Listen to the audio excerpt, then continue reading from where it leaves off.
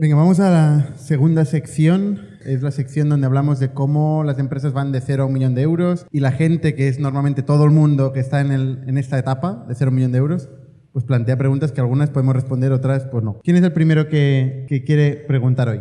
¿Quién está de 0 a 1 millón de euros aquí? ¿En el público hay alguien que esté yendo de 0 a 1 millón de euros? ¿Vale? ¿Más de 1 millón de euros? ¿Hay alguno? Vale. ¿Y los otros? 100 millones. Audiencia. O más de, bueno, más de uno incluido. Igual están pensando montar su empresa, ¿no? Venga, preguntas. Ahí hay una.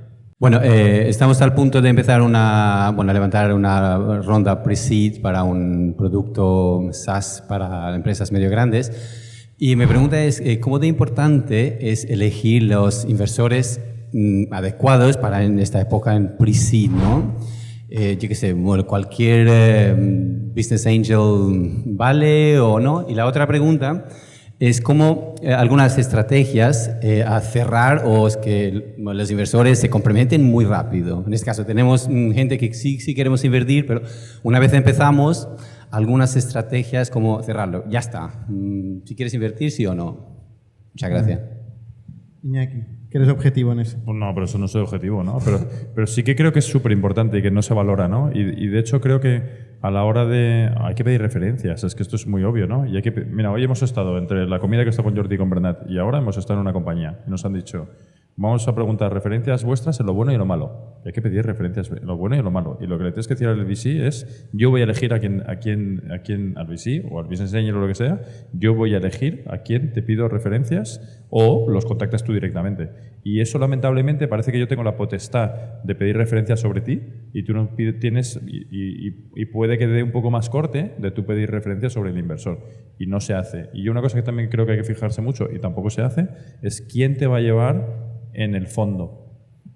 Para mí no es lo mismo que a mí me invierta ITNIC y a lo mejor me guste más Jordi o me guste más Bernat. Y hay que preguntarles a ellos quién me va a llevar. Ellos son... Mejor Jordi. Sí. Ellos cada uno individualmente son distintos y a lo mejor a mí me interesa mucho más y esa pregunta no se hace también como corte y a veces en los propios fondos, dependiendo del momento en el que esté la compañía, merece la pena que te lleve uno u otro y bueno, pues las referencias con founders son claves para los inversores. Lo hemos hecho siempre y hemos aprendido muchas cosas. Hay cosas buenas y malas, nadie es perfecto, y te ayudan a acabar de negociar o de llegar a un acuerdo con esa persona porque sabes lo que es importante para ella, ¿no? Hay inversores que se preocupan mucho, por ejemplo, tengo algunos que les preocupa mucho el porcentaje que tienen. Entonces, bueno, sabes que eso no lo vas a poder negociar mucho, pero hay otras cosas que quizá no les preocupan tanto, pues te ayuda a ser más constructivo. La segunda parte de la pregunta era, Jordi, ¿cómo engañaste a Iñaki para que invirtiera hoy y no dentro de una semana, un mes o un año? Hostia. ¿Cómo generas esta? Esta es buena, esta es difícil de... ¿Cómo generas esta presión? Esta es difícil de contestar, ¿eh? Nah, Jordi es un mago de las rondas, esto no... Es difícil de contestar esta, ¿eh? Venga, Jordi, venga. No, pero de verdad es difícil, ¿eh?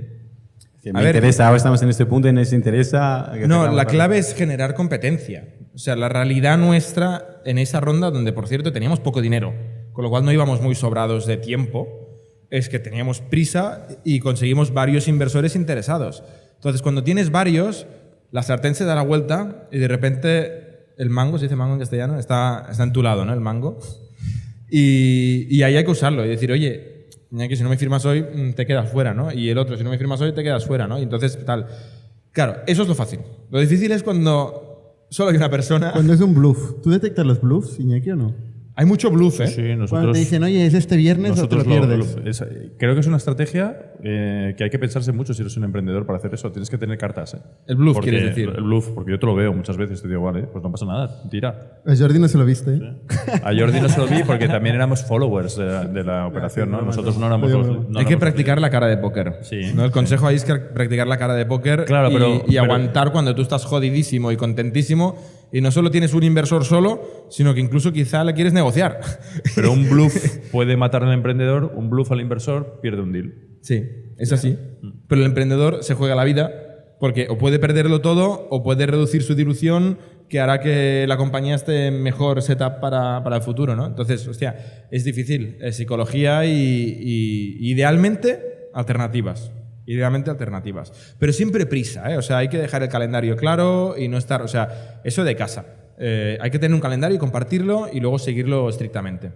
Y además decirle al inversor lo que es. O sea, ya no decirle, es que me tienes que cerrar mañana porque quiero. No, oye, tú me tienes que ayudar a que yo me enfoque en mi compañía y no me marees. Si no te interesa, me lo dices y ya está, no pasa nada. Sí. Transparencia. Pero ayuda mucho tener un calendario. Sí. Bueno, sí, hay razones reales y razones un poco más elaboradas por las cuales hay timings. Entonces, es decir, una es decir, oye, ya tengo una persona interesada, tengo que decidir en una semana. Lo que no puedes ir es con el cuchillo al cuello y pedirle a la gente que decida en 24 horas. Esto pasaba en 2021-2020, pero yo no lo recomiendo. Incluso en aquel momento era súper estresante, pero unos cuantos días, una semana, 2 semanas, si a la persona ya te conoce y ya ves que está entre el sí y el no, ahí unos cuantos días es suficiente para sí y no. No le des 2 semanas, dale unos pocos días. Y si es que no, te lo dirá antes. Y tú pues sigues con tu vida. Y si es que sí, pues lo cierras. Time kills all deals, ¿vale? Esto es una máxima de que hay que tatuársela en el cerebro. El tiempo también, ¿eh? El tiempo mata todos los acuerdos. Universal. Venga, vamos a otra pregunta, que si no... Mira, aquí hay una. Primera fila. Bueno, muchas gracias por toda la charla, muy enriquecedora. Mi pregunta es, en función de los criterios de inversión que tienes al momento de elegir las inversiones que vas a hacer, pero en un sentido de prioridades, es decir, por ejemplo, al momento de hacer la inversión, con el caso de Factorial, como entiendo, ¿cuál era tu principal criterio? Si el tamaño del mercado, quizá el margen de utilidad que tenía la empresa, quizá el nivel de, no sé, innovación o el equipo que tenía, como los criterios personales de inversión que tú haces, o quizá la salud financiera de la empresa, o quizá tu proyección del crecimiento que el mercado puede tener y si puedo tener opiniones en general de sus criterios de inversión. Yo paso mucha vergüenza ajena con esto, porque somos muy capaces de decir a posteriori las cosas que salieron bien y las cosas que salieron mal.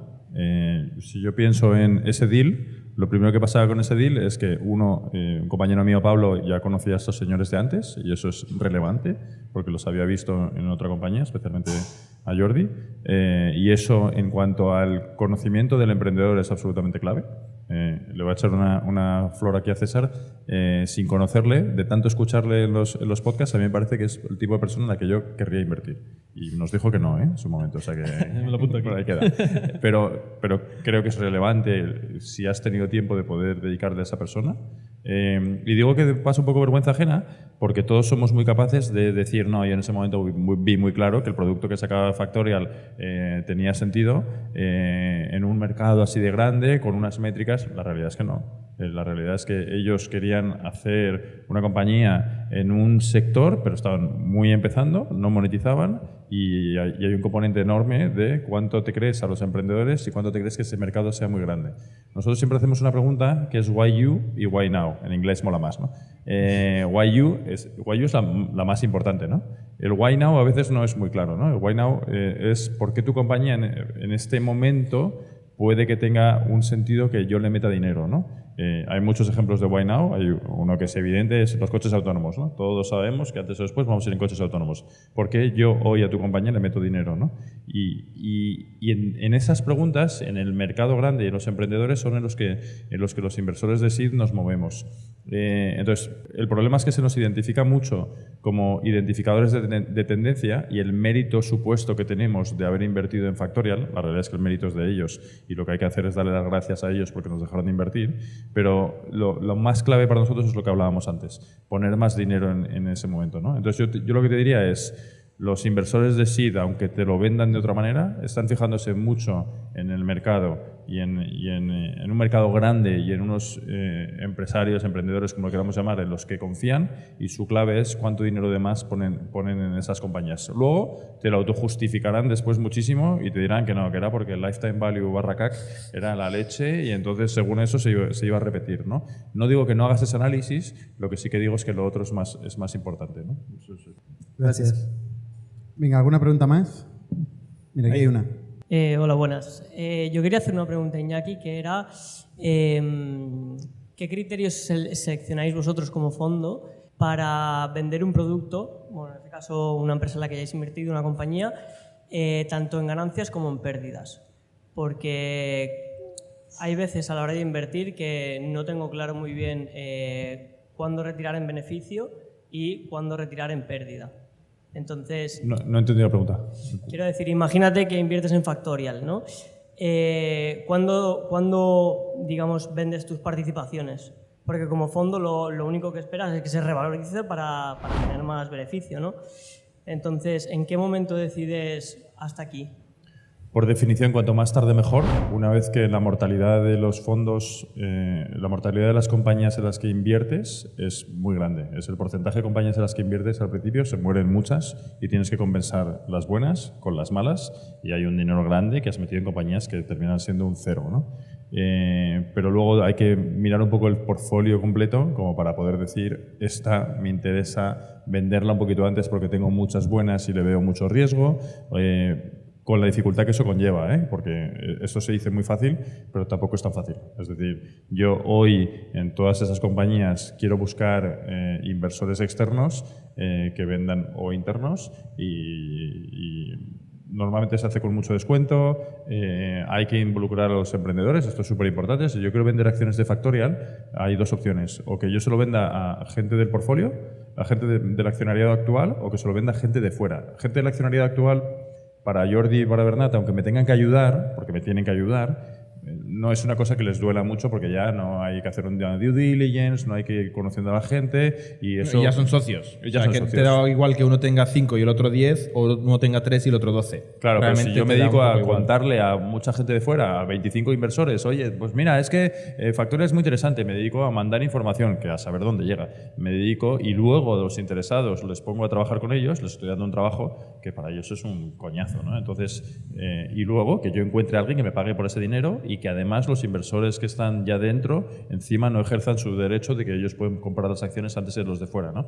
Lo que quiero decir es que se vende como muy fácil también el vender en ese momento intermedio, pero tampoco lo es, ¿no? Pero que creo que es más clave en la medida de lo posible intentar alargar las ventas para que tenga más impacto en el fondo y que depende mucho del portfolio que tengas en total. Si yo solo tengo Factorial como única ganadora, pues tendré que esperar más para venderla porque si no puede que hasta pierda dinero, ¿no? Y en los fondos hay dos métricas interesantes de los fondos. Un fondo es bueno y los hay buenos y los hay excepcionales, ¿no? Cuando retorna por encima de 3 veces el dinero a sus inversores, ¿vale? Todo lo que sea por debajo es o una mierda, ¿no? Porque puedes hasta perder dinero, ¿no? Solo el 12,5% de los fondos, no sé si era mundial o de Europa, hacen eso, ¿vale? En un fondo. Hacerlo en 2 consecutivos creo que es solo el 2%. Es decir, los gestores que consiguen en un fondo y en su sucesor retornar más de 3 veces solo lo hacen en un 2% de los gestores del mundo o de Europa, no sé dónde es, me da igual, porque el caso es lo mismo. Lo que quiero decir es que es un negocio muy difícil en el que dependes de outliers, de compañías que sean especialmente gordas y para eso hay que estresar la vida de las compañías en la medida de lo posible. Es un negocio difícil. ¿Sí? Venga, última pregunta. Gracias. Vale, pregunta sobre el tema de edad. ¿Invertiréis en una persona súper joven, 20 años, o hay algún problema con ello? O sea, es algo en lo que me encuentro, o sea, tengo 20 años, pero, claro, o sea, ahora no voy a emprender, pero es algo que amigos y tal comentamos. Entonces, ¿qué opinión tenéis de Iñaki, vosotros? Es interesante. Ninguno. Yo me he enterado hoy que estos señores tienen la edad que tienen. No lo sabía. De hecho... Sabes que teníamos 20 años, ¿no? No. Y yo me he enterado la que tenías tú, ¿eh? Cabrón. Tampoco estás tan bien, Bernat. Pero nosotros nos sorprendimos una vez que habíamos invertido en una compañía de Barcelona en que los 3 chicos no sumaban 65 años entre los 3. Y eran 3. No significa que no valoremos cuando la gente ya ha pegado tiros y cuando ya tiene una experiencia, pero no dejamos de invertir en gente joven. Bueno, aquí estuvo Ricard, creo que se llama, de Kafler, Pues se tiene que es un bicho. O sea, ese tío es un tío potente y tenía, no sé si 16 años cuando vino o 17, pero... O 16 o 17. Su padre es un tío impresionante. Su padre firmaba por él. Es que es increíble. Y es o sea, que para nada juzgamos su edad. Veíamos un chico que se veía que era joven, pero cuando te hablaba te olvidabas de que tenía cara de chico joven y decías, este tío tiene algo dentro. No, los hermanos Collison, fundadores de Stripe, tenían 20, 21 años cuando empezaron la compañía. Y Bueno, Zuckerberg, también. creo que menos. Creo que fue billionaire con 21 años. Yo sí que creo que a día de hoy quizás es un poco más difícil que en aquel entonces, ¿no? Donde se buscaba pues el hacker genio. Se romantizó un poco. Se romantizó muchísimo. Ahora cuesta un poco más, yo creo. Pero, joder, allá para Dicho ellos. esto, yo creo que si nos vamos a la estadística, a la media del capitalismo, te diría, o sea, más genérico no puede ser, cómo se generan los negocios, las empresas, es trabajando. O sea, si tú miras históricamente, haces un análisis riguroso, verás que la mayoría de empresarios nacen de trabajar. Es donde descubren la oportunidad. Trabajando, viendo la transacción, la cercanía al cliente, entendiendo dónde se genera la oportunidad y conociendo a otra gente más senior, gente que lo ha hecho. Es donde se influye y aprende el trade, ¿no? Para luego salir y hacerlo. Entonces, la mayoría de emprendedores tienen 40 y pico años, no tienen 20 años. Ayuda el haber visto cómo se genera el negocio y ayuda a tener ciertos ahorros o cierta tranquilidad económica. También hay una reflexión para ti y para mí cuando yo monté mi empresa, que la monté muy joven, es que es mejor aprender de otra gente lo bueno y lo malo. Y tener jefes es cojonudo. Entonces, Los errores que se cometen, mejor si te los ahorras en tu propia empresa y los ves de cerca totalmente. es más una pregunta para ti. Sí, o sea, la experiencia es ¿Qué quieres clave, contar? pero con 20 años no te importa perder todo. Eso también es Con verdad. 40 años sí. Eso también es verdad. No te importa el perder riesgo- todo, pero si empiezas la empresa y luego va bien, puede que pierdas mucho. Eso ¿Sabes qué también. quiero decir? O sea, imagínate que empiezas la empresa con fundadores incorrectos, que traes inversores incorrectos y la empresa va muy bien, esos errores sí que te los llevas. Bueno, pero seguro que Pero si no también le puede empiezas, pasar a alguien no te con llevas si no 40 que no tiene empiezas, experiencia. si no empiezas, no hay nada. Pero ¿cuál es el problema si va bien? Es que, perdona. No, quiero problema de decir- ricos, ¿no? No, bueno, pero puede serte muy caro ese error. Porque él dice, no tienes nada que perder, o sí. Pero lo más caro es no empezar. Eso es evidente. Eso es lo más caro. Eso es evidente. Y morirse. Más caro todavía. Solo ¿no? cada, Claro, es uno, que- cada uno lo siente esto, ¿eh? Lo nota. No sé. Yo puedo decirte que es mejor emprender cuando has trabajado, pero la verdad es que yo empecé con 22 años y había trabajado 3 meses para otro. O sea, esta es mi realidad. También es verdad que me he metido muchas hostias por el camino, ¿eh? Que no se las recomiendo a nadie tampoco, algunas de ellas. Pero con 20 años, o sea, mis amigos siguen estudiando la carrera. Cuando ellos salgan al mercado laboral, empezarán en un salario bajo y yo igual salto a la piscina y estoy en la misma que ellos, pero emprendiendo. O sea, puede ser caminos diferentes, ¿no? Yo creo que es interesante. La vida tiene muchos caminos. Sí. Venga, va, la pregunta que tenemos aquí delante y vamos a los pitch. Bueno, la pregunta era, ¿cómo hacéis las compañías o cómo lo hacéis vosotros para valorar lo que ha de cobrar, yo qué sé, por ejemplo, el departamento de sales o frente al departamento de, yo qué sé, un account manager frente a un account executive? ¿Sabes? ¿Cómo se hace para valorar o cómo lo hacéis vosotros lo que cobra un departamento X frente a un otro departamento?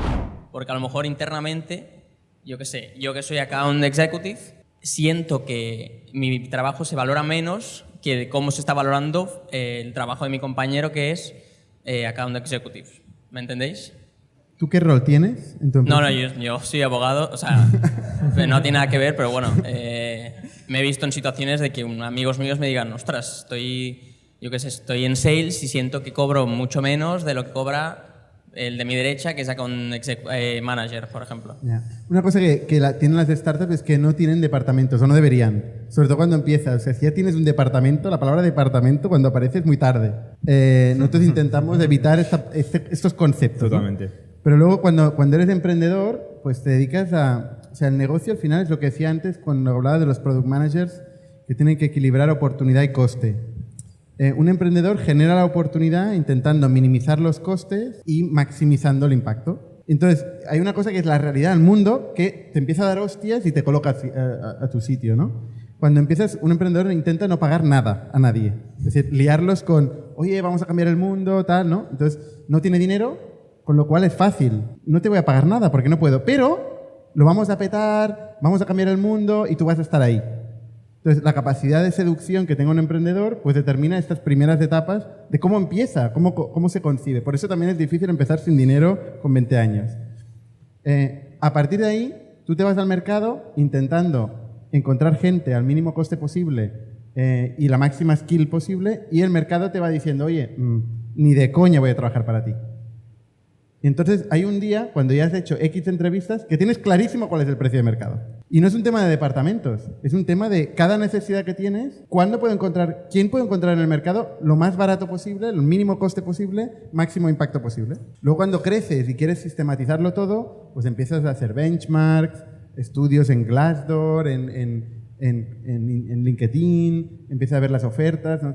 Pero lo más básico es muy evidente. Tú pones una oferta y te llega gente y negocias y vas a descubrir el precio de todo el mundo. Y para llevarte la contraria, que es mi hobby número uno. Me encanta. El mío también, ya lo sabes. Nosotros hablamos muchas veces con emprendedores que están arrancando y nos dicen, tengo que contratar un programador y mi presupuesto es 20.000 euros salario bruto al año. Y lo contratan. Y luego te viene otro y digo, es que no encuentro programadores y estoy ofreciendo 70.000 euros brutos al año. Y les cuesta un montón. O sea que el mercado también es relativo. No. Vale, pero no me estás llevando a la contraria. No, pero el mercado yo creo que siempre es igual. Lo que pasa es que la forma de compensar no es solamente económica. Tú al tío que le dices 20.000 pavos y le vendes un proyecto de la hostia, lo que decía Bernard, ¿no? Vamos a cambiar el mundo, va a ser increíble, la cultura es genial, bla, bla, bla. Igual le convences por 20.000. Pero el otro, la propuesta que tiene encima de los 70.000 no es lo suficientemente buena como para convencer al mercado. Sí, o no es la misma persona. Quizá uno es más friki que le da igual el dinero que está en un momento de su vida que no sé qué, o que es muy joven y que no tiene ningún gasto. O sea, quiere decir que es relativo. Hay un mercado, pero es relativo que no son kilos de hamburguesas, ¿sabes? O sea, que hay muchas versiones de talento y hay por eso muchos fundadores pues son complementarios. El programador es gratis porque uno de los fundadores sabe programar, el vendedor es gratis porque uno de los fundadores sabe vender, ¿no? Y así empiezan y a veces pues oye, una persona de la uni, de becario, de tal, pues ahí te ayuda a arrancar. Y hay gente que llega muy lejos con muy pocos recursos. Y luego, insisto, hay otros, gente lista y buena, que se gasta muchas decenas de miles por persona del equipo y que luego les va bien, pero claro, el riesgo que mete en la compañía es mucho más alto o el coste de dilución también es mucho más alto. Y vemos de todo, o al menos yo veo de todo, conversaciones así, mucha gente nos pregunta, ¿de dónde saco un CTO? ¿Cuánto le pago a un CTO? Y hay gente que le paga a CTO 20.000 euros y gente que le paga 150.000 euros. CTO de empresa que acaba de nacer, digo. Cuando una empresa acaba de nacer, el perk más importante es la parte, la emoción. Oye, voy a empezar en algo nuevo, voy a verlo todo, voy a tener toda la información, no voy a tener el riesgo económico, voy a participar de las decisiones, voy a sacar un aprendizaje brutal. El problema es que muchas veces queda en nada. Pero si tú realmente tienes como trabajador ahora la convicción de que esto va a ser algo grande, qué mejor que estar ahí, ver el recorrido, tener el aprendizaje desde el primer día y estar en la mesa donde están pasando las cosas, que es donde estás el primer día, Lo ves todo. Entonces esto es un perk que también tiene valor, ¿no? Una cosa curiosa de lo que dices tú es que si haces el cálculo risk adjusted, ¿no? Ajustado al riesgo del valor del equity de una startup early stage, en realidad es muy bajo, porque la probabilidad de que esa startup, ese equity, vaya a valer algo es muy baja, estadísticamente. Pero en cambio el valor del aprendizaje es bastante más estable. Ya, pero no hay nada mejor que el aprendizaje de cuando las cosas funcionan. Y además el equity, vale mucho, con lo cual en ese caso lo has petado. Si vas a una empresa early stage, tienes equity y aprendes y crece, quiero decir, entonces obviamente la revientas. Pero quiero decir que incluso una empresa que se va crece, pero no va muy muy lejos, sí, aprendes mucho más que el valor del equity. Y lo que hay que primar, o al menos yo siempre he primado, es el donde vas a aprender más. Totalmente. Somos un ecosistema de startups tech de Barcelona, creadores de Camalún, Kipu y Factorial, entre otras. Ofrecemos más de 5.000 metros cuadrados de coworking a startups y organizamos eventos diarios para discutir negocio y tecnología hasta la saciedad. Desde ITNIC Fund invertimos en equipos con capacidad de construir grandes productos y negocios. ¡Te esperamos!